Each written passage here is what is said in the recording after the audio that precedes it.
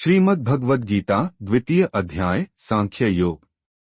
श्लोक 19।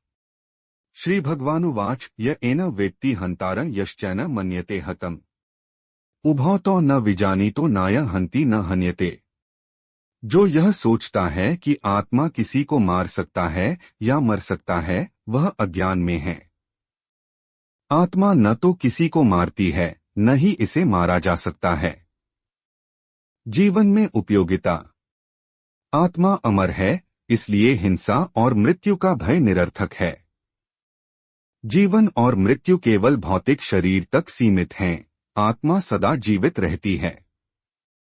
श्लोक 20।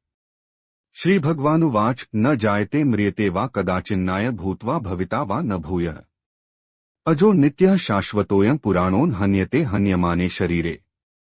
आत्मा न कभी जन्म लेती है न ही मरती है। यह अजन्मा, नित्य, शाश्वत और पुरातन है।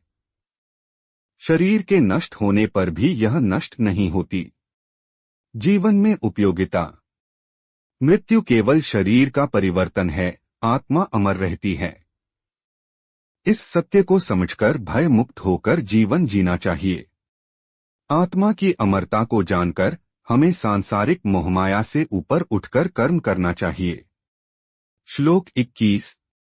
श्री भगवानुवाच वेदाविनाशिन नित्यं य एनम् व्ययम् कथं स पुरुषः पार्थ कं घात्यति हन्ति कम्।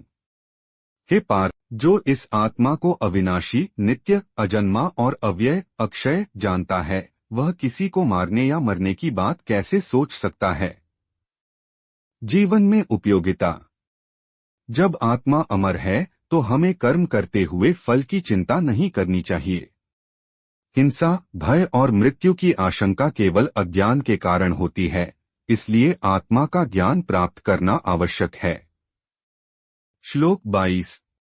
श्री भगवानुवाच वासांसि जीर्णानि यथा विहायन्वानि गृह्णाति नरो प्राणी तथा शरीराणि विहाय जीर्णान्यानि संयाति नवानि देहि।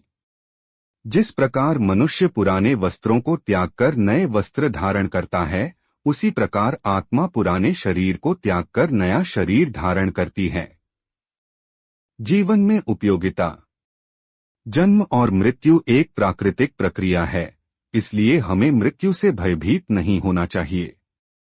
जीवन को एक नए दृष्टिकोण से देखने और हर परिवर्तन को स्वीकार करने की क्षमता विकसित करनी चाहिए। श्लोक 23। श्री भगवानुवाच नैनं छिन्दन्ति शस्त्राणि नैन दहति पावकः न चैन क्लेद्यन्त्यापो न शोष्यति मारुतः। आत्मा को न शस्त्र काट सकते हैं, न अग्नि जला सकती है, न जल गीला कर सकता है और न ही वायु इसे सुखा सकती है। जीवन में उपयोगिता। आत्मा का स्वरूप अजेय और अमर है, इसलिए हमें सांसारिक नाशवान वस्तुओं में अपनी पहचान नहीं ढूंढनी चाहिए। जीवन के संघर्षों में आत्मा की अमरता को समझकर निडर होकर आगे बढ़ना चाहिए। श्लोक 24। श्री भगवानुवाच अच्छेद्योयम दाह्योयम क्लेद्यो शोष्य एव च नित्यः सर्वगतः स्थाणुर्चलोयं सनातनः। यह आत्मा न तो काटी जा सकती है, न जलाई जा सकती है, न गीली की जा सकती है और न ही सुखाई जा सकती है। यह नित्य, सर्वव्यापी, स्थिर, अचल और सनातन है। जीवन में उपयोगिता। आत्मा की अमरता और अचलता को समझने से भय, चिंता और मोह समाप्त हो जाते हैं।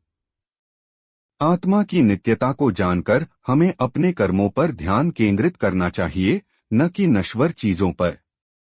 श्लोक 25। श्री भगवानुवाच अव्यक्तोऽयं चिन्त्योऽयं विकार्योऽयमुच्यते तस्मादेवं विदित्वैनं नानुशोचितुमर्हसि।